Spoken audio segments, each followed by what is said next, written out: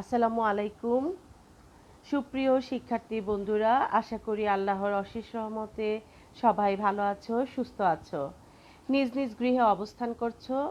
আসলে তোমরা তো জানো বর্তমান সময়ে একটা আমরা অনাকাঙ্ক্ষিত অবস্থার ভিতর দিয়ে দিন যাপন করছি। এ সময় তোমাদের স্কুল বন্ধ, কাজে পড়ালেখা তেমন হচ্ছে না। এই অবস্থায় আমরা চেষ্টা করছি প্রতিষ্ঠানের পক্ষ থেকে অনলাইন ক্লাসের মাধ্যমে পড়ালেখা চালিয়ে যাওয়ার। আমি তাসলিমা বেগম মিনি, সহকারী শিক্ষক, হিসাব বিজ্ঞান, engineering university girls school and college,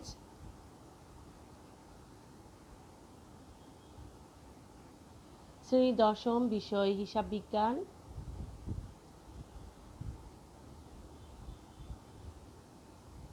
অধ্যায় 10, আজকের পাঠ আর্থিক বিবরণী, পর্ব 3।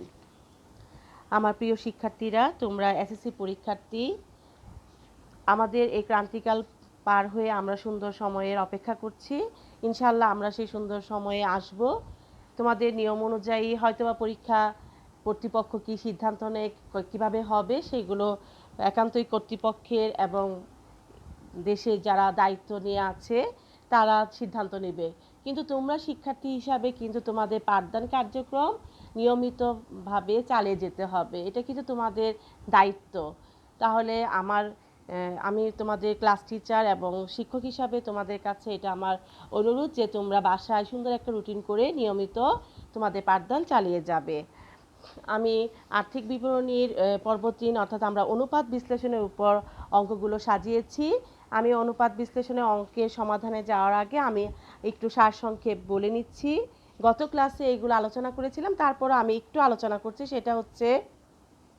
সেটা হচ্ছে একটা প্রতিষ্ঠানে কত লাভ হয়েছে, তার চেয়ে বড় কথা কত টাকা বিনিয়োগ করে কত লাভ হয়েছে। তেমনিভাবে চলতি সম্পদ, চলতি দায় পৃথকভাবে জানার পাশাপাশি চলতি সম্পদ, চলতি দায়ের কত গুণ, অর্থাৎ ব্যবসায়ের চলতি সম্পদ দ্বারা চলতি দায় পরিশোধের ক্ষমতা কতটুকু। অতএব ব্যবসায়ের আর্থিক অবস্থা ভালোভাবে জানতে হলে আমাদেরকে বিশদ আয় বিবরণী এবং আর্থিক অবস্থা বিবরণী একটি হিসাব খাতের সাথে আরেকটি হিসাব খাতে তুলনা করতে হবে। অর্থাৎ একটি হিসাব খাত অন্য হিসাব খাতে শতকরা কত অংশ, অথবা একটি হিসাব খাতের সাথে অন্য হিসাব খাতের অনুপাত বের করতে হবে। এই শতকরা হার এবং অনুপাত নির্ণয়ে একটি ব্যবসায়ে একাধিক বছরের আর্থিক অবস্থার তুলনামূলক মূল্যায়ন করা সম্ভব। শুধু তাই নয়, একটি ব্যবসার সাথে অন্য ব্যবসায়ের আর্থিক অবস্থারও তুলনা করা যায়।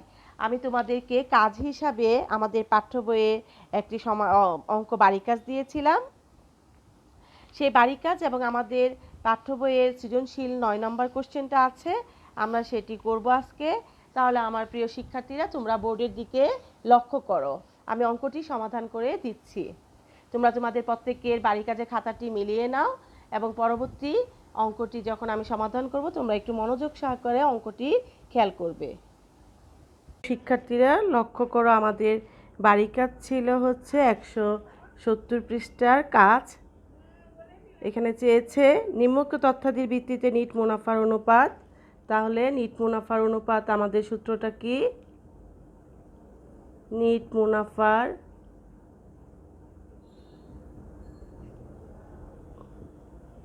অনুপাত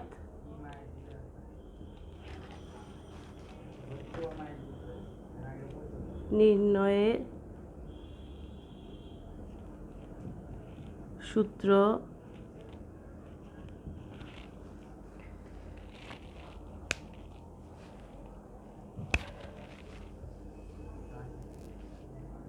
বিক্রয়ের উপর ভিত্তি করে কি করব, আমরা নিট মুনাফার অনুপাত নির্ণয় করব। তাহলে যেটার উপর ভিত্তি করে করব সেটা সবসময় আমাদের নিচে থাকবে। নিট বিক্রয় ডিভাইড বাই কি, নিট মুনাফা ইন্টু 100। তাহলে দেখো আমাদের প্রশ্নে দেওয়া আছে নিট মুনাফা 18,000 টাকা, নিট বিক্রয় দেওয়া আছে 1,20,000 টাকা ইন্টু 100। তাহলে আমরা এভাবে কেটে দিতে পারি। আবার আমরা কি ক্যালকুলেটরের সাহায্যে আমরা কাজ করলে তাহলে কত পাবো? আমরা পাবো এটা 15%।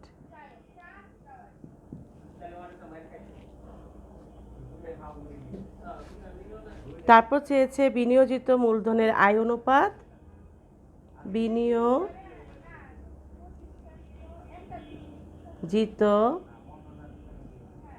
মূলধনের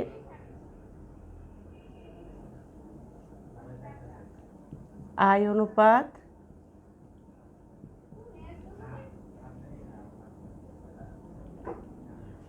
অনুপাত নির্ণয়ের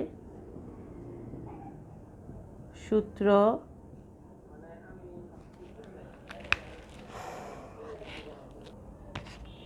তাহলে বিনিয়োজিত মূলধন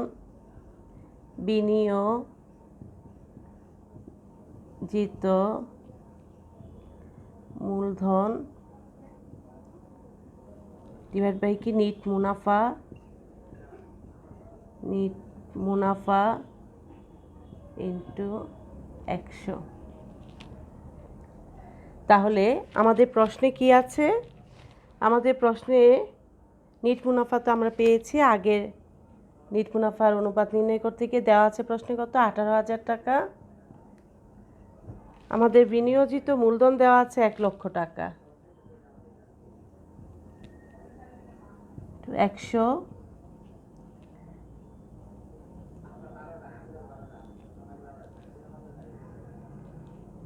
তাহলে কত হলো?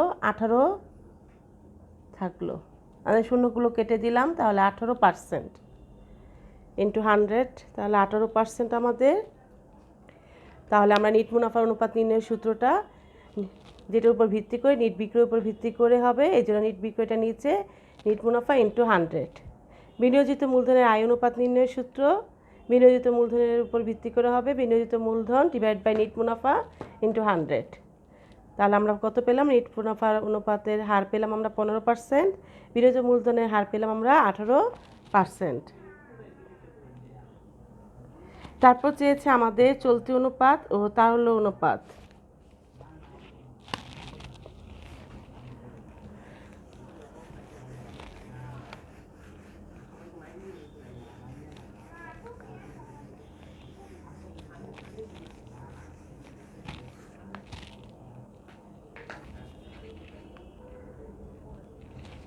চলতি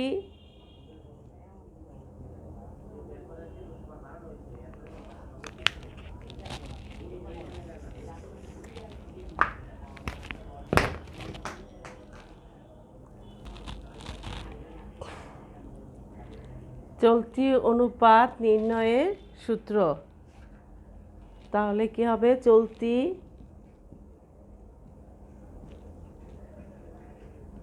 সম্পদ ডিভাইড বাই চলতি দায়। আমাদের চলতি সম্পদ দেওয়া আছে 35,000 টাকা, চলতি দায় দেওয়া আছে 20,000 টাকা।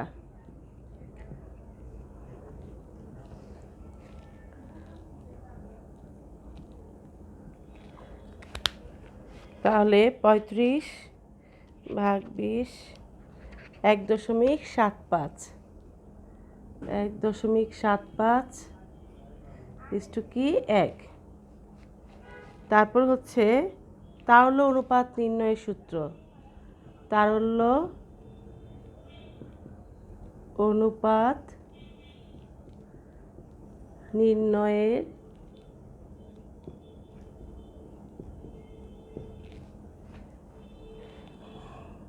সূত্র। তারল্য অনুপাত নির্ণয়ের সূত্র হচ্ছে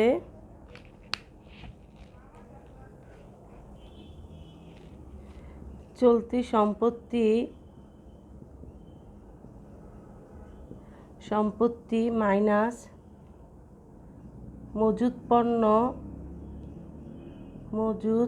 পণ্য যোগ অগ্রিম খরচ।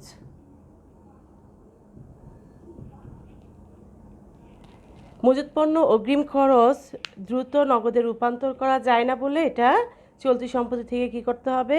মাইনাস করতে হবে, ডিভাইড বাই চলতি দায়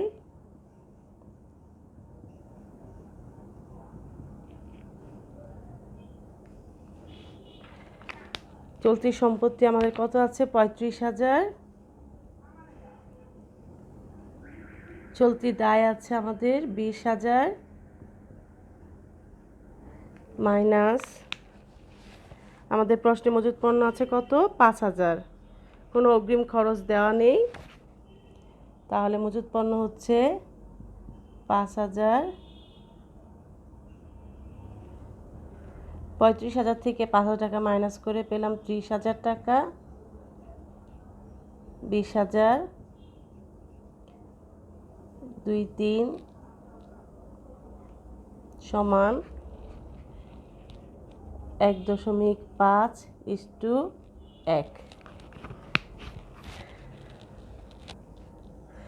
শিক্ষার্থীরা লক্ষ্য করো, আমাদের চলতি অনুপাতের আদর্শ মান আমরা পেয়েছিলাম কত? আদর্শ মান হচ্ছে আমরা জানি 2:1, অর্থাৎ 1 টাকা দায় বিপরীতে হচ্ছে 2 টাকা সম্পদ। তারল্য অনুপাত নির্ণয়ের সময় আমরা তারল্য অনুপাতের আদর্শ মান জেনেছি 1:1, অর্থাৎ 1 টাকা দায়ের বিপরীতে 1 টাকা সম্পদ। তাহলে দেখো এখানে 1.75:1 আর এখানে 1.5:1, তার মানে প্রতিষ্ঠানের সার্বিক অবস্থা অর্থাৎ আর্থিক অবস্থা সন্তোষজনক। তাহলে দেখো আমার শিক্ষার্থীরা, আমাদের পাঠ্য বইয়ের সৃজনশীল 9 নম্বর প্রশ্নে আমাদের চেয়েছে উদ্দীপকের আলোকে 2016-17 সালে বিক্রিত পণ্যের ব্যয়ের পরিমাণ নির্ণয় করো।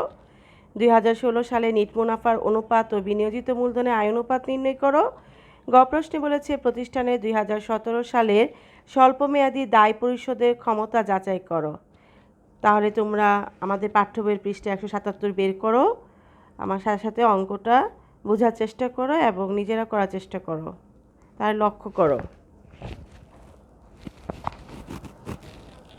সৃজনশীল সৃজনশীল 9 কোশ্চেন ক নম্বরে কি চেয়েছে আমাদের? বিক্রিত পণ্যের ব্যয় নির্ণয় রহমান অ্যান্ড ব্রাদার্সের। আমরা কি লিখব? রহমান অ্যান্ড ব্রাদার্স এর 2016 ও 2017 সালে বিক্রিত পণ্যের ব্যয়ের পরিমাণ নির্ণয়। আমরা ছকটা কি করব?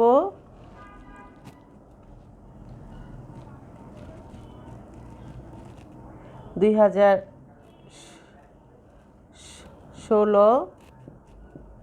2017 সেটা হচ্ছে বিবরণ।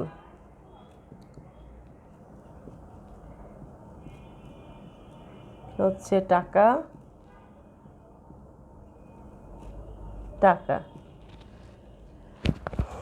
আমরা বিক্রিত পণ্যের ব্যয় নির্ণয় করার আগে একটু সূত্রটা জেনে নেই কিভাবে আমরা করব। আমরা জানি কি, মোট মুনাফা নির্ণয় করতে হলে কি করতে হয়? মোট মুনাফা নির্ণয় করতে হলে মোট মুনাফা সমান নিট বিক্রয়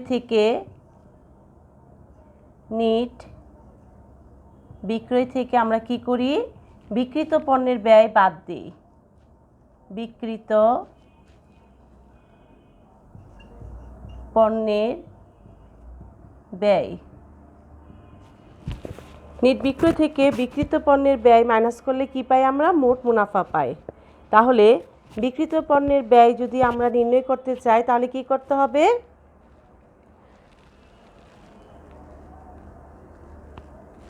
যদি সূত্রটা আমরা এভাবে লিখি, নিট বিক্রয় মাইনাস বিক্রিত পণ্যের ব্যয় ইকুয়াল টু মোট মুনাফা।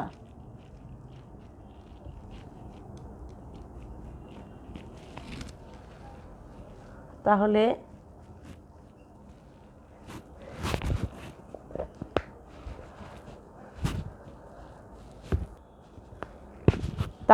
নিট বিক্রয় এই পাশে নিয়ে আসলে মোট মুনাফাটা এখানে কি প্লাস বোঝায়, এখানে আসলে কি হয়ে যাবে মাইনাস মোট মুনাফা, তাহলে সমান বিক্রিত পণ্যের ব্যয়। বিক্রিত পণ্যের ব্যয়, তাহলে আমাদের কি করতে হবে, নিট বিক্রয় থেকে মোট মুনাফা মাইনাস করতে হবে। নিট বিক্রয়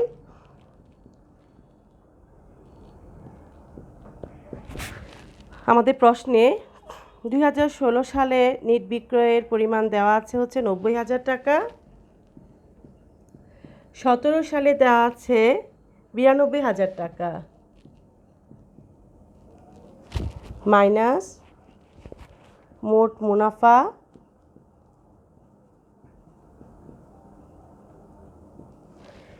মুনাফা দেওয়া আছে আমাদের 16,000 টাকা 2016 সালে, 2017 সালে দেওয়া আছে 15,500 টাকা, 15,500 টাকা। আমরা মাইনাস করলে কি করব, ব্র্যাকেটে রাখবো।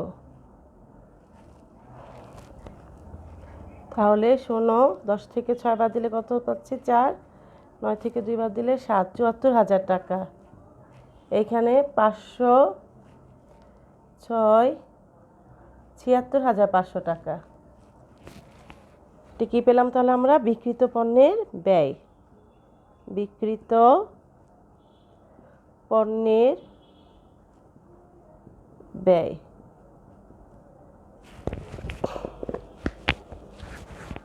তাহলে আমরা উত্তর কি লিখব, আমরা উত্তর লিখব বিক্রিত পণ্যের ব্যয়ের পরিমাণ 2016 সালে 74,000 টাকা ও 2017 সালে 76,500 টাকা। প্রশ্ন খ লক্ষ্য করো, বলেছে 2016 সালে নিট মুনাফার অনুপাত ও বিনিয়োজিত মূলধনের আয় অনুপাত নির্ণয় করো। তাহলে রহমান অ্যান্ড ব্রাদার্সের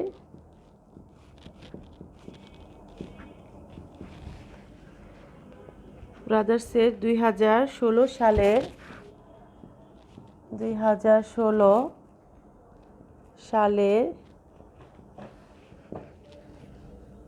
নিট মুনাফার অনুপাত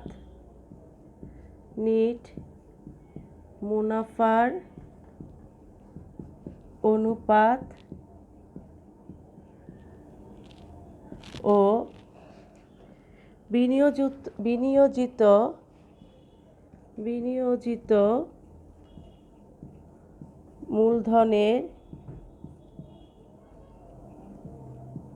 মূলধনের আয় অনুপাত নির্ণয়। রহমান অ্যান্ড ব্রাদার্সের 2016 সালে নিট মুনাফার অনুপাত ও বিনিয়োজিত মূলধনের আয় অনুপাত নির্ণয়।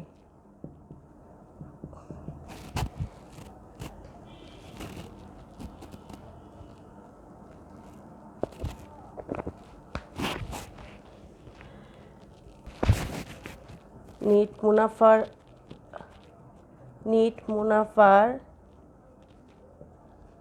অনুপাত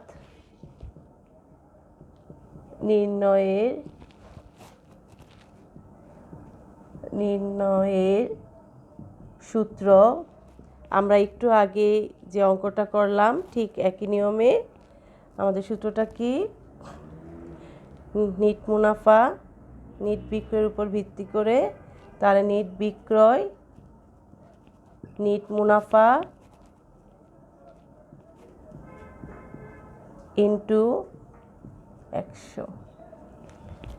তাহলে কি আমাদের প্রশ্নে 2016 সালে নিট মুনাফা হলো 6,900 টাকা, নিট বিক্রয় হচ্ছে 90,000 টাকা। 90,000 টাকা 6,900 টাকা টু 100।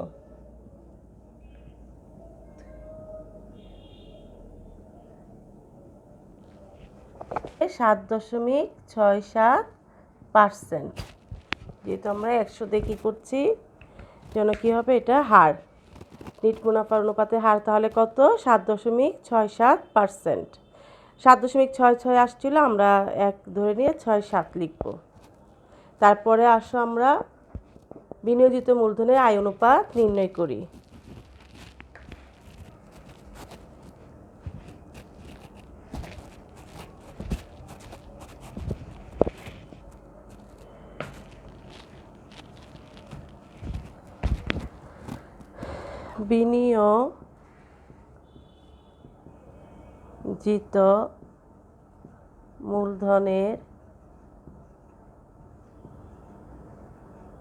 বিনিয়োজিত মূলধনের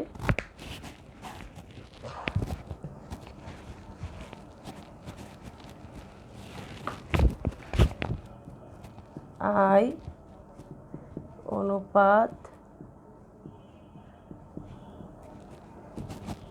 নির্ণয়ের সূত্র। তাহলে এখানে কি হচ্ছে, আমাদের আগের অঙ্কটার মতোই আমরা একই সূত্র অনুসরণ করব। আমরা নিচে হবে কি, বিনিয়োজিত মূলধন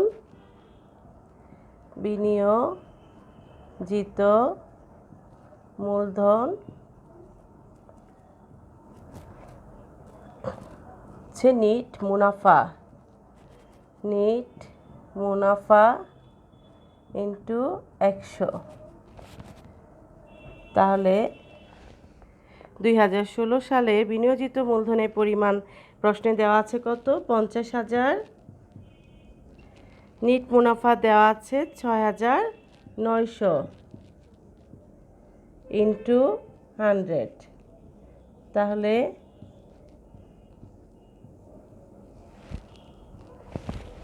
আমাদের 13.8% আসবে। 13.8%। বিনিয়োজিত মূলধনের আয় অনুপাতের হার হবে কত? 13.8%। তারপরে আমাদের প্রশ্ন গয়ে চেয়েছে প্রতিষ্ঠানের 2017 সালের স্বল্পমেয়াদী দায় পরিশোধ ক্ষমতা যাচাই করো। স্বল্পমেয়াদী দায় পরিশোধ ক্ষমতার জন্য যাচাইয়ের জন্য আমাদের কি করতে হবে? আমাদের চলতি অনুপাত নির্ণয় এবং তারল্য অনুপাত নির্ণয়ের মাধ্যমে আমরা প্রতিষ্ঠানের স্বল্পমেয়াদী দায় পরিশোধের ক্ষমতা যাচাই করব। তাহলে আসো আমরা পরবর্তী প্রশ্নের উত্তরে যাই। গ প্রশ্নে রহমান অ্যান্ড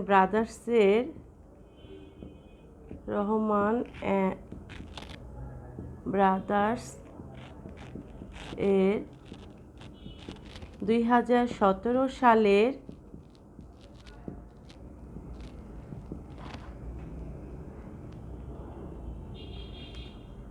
চলতি অনুপাত ও তারল্য অনুপাত নির্ণয়।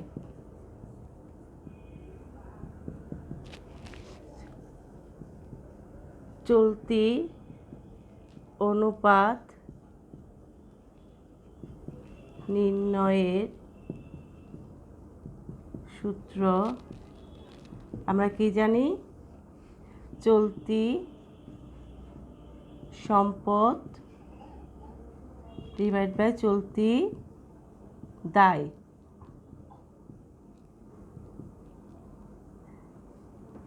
তাহলে আমাদের প্রশ্নে দেখো, চলতি সম্পদ দেওয়া আছে 17 সালের 11,000 টাকা।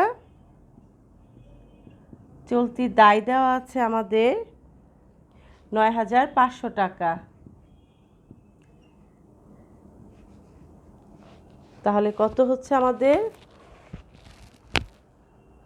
1.16:1।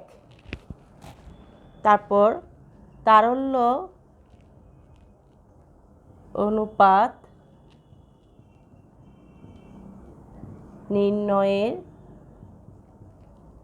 সূত্র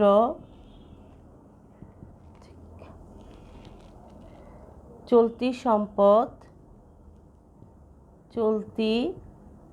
সম্পদ মাইনাস কি হবে, মজুত পণ্য যোগ অগ্রিম খরচ চলতি দায়।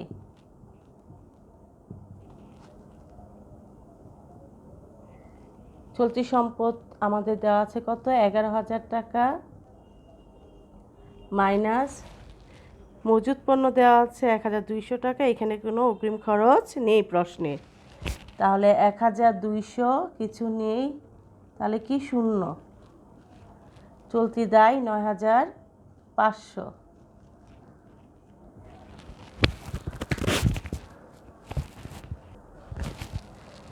এক 0.06:1।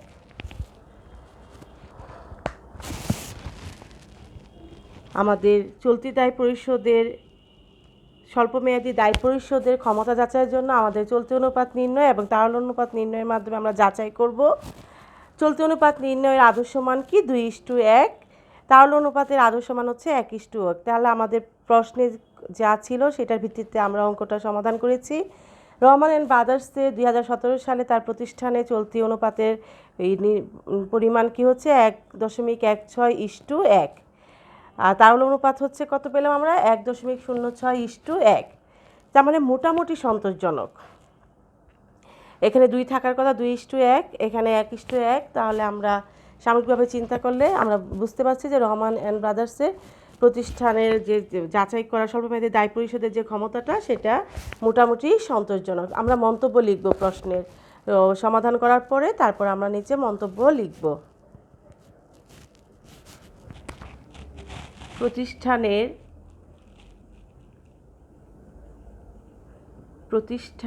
স্বল্পমেয়াদী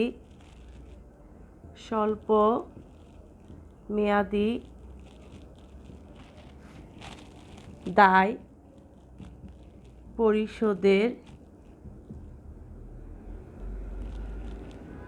পরিশোধের ক্ষমতা মোটামুটি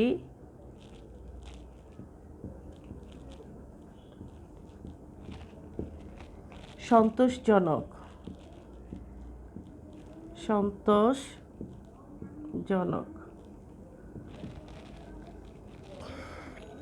কারণ চলতি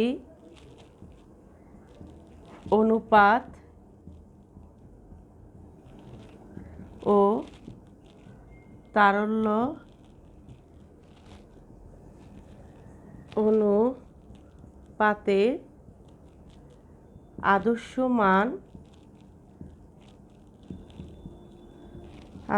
মান 2:1 এবং 1:1। আর প্রতিষ্ঠানের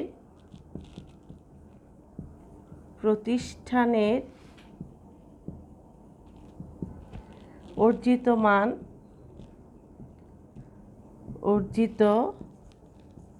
মান 1.16:1 এবং 1.06:1।